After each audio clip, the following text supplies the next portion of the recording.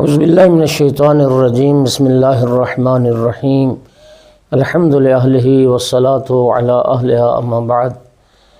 مومنین کرام، آقا امیر المومنین علیہ السلام کے ایک فرمان کے ساتھ حاضر خدمت ہیں۔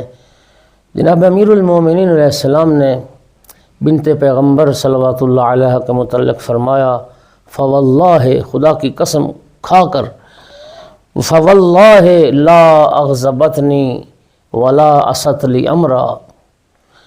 مولا امیر المومنین علیہ السلام فرما رہے ہیں کہ بنت پیغمبر نے اپنی ساری زندگی میں کبھی بھی مجھے ناراض نہیں کیا، کسی بات پر بھی مجھے غضبناک نہیں کیا، ولا اسۃ لی امرا، اور میرے کسی حکم کی نافرمانی نہیں کی، میرے کسی حکم کو نہیں ٹالا۔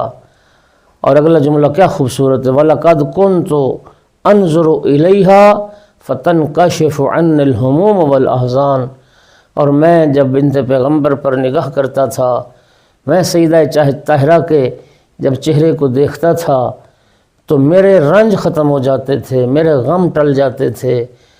میں دکھی جب گھر آتا تھا اور بنت پیغمبر پر نگاہ پڑتی تھی، میرے تمام رنج و غم دور ہو جاتے تھے۔ اللہ اکبر، کیا عظمت ہے سیدہ طاہرہ صلوات اللہ علیہ کی، جو قلب امیر المومنین علیہ السلام کے لیے تسکین اور خوشی کا باعث تھیں، اور امیر المومنین کے لیے ایک بہترین سہارا تھیں۔ وآخر دعوانا ان الحمد للہ رب العالمین۔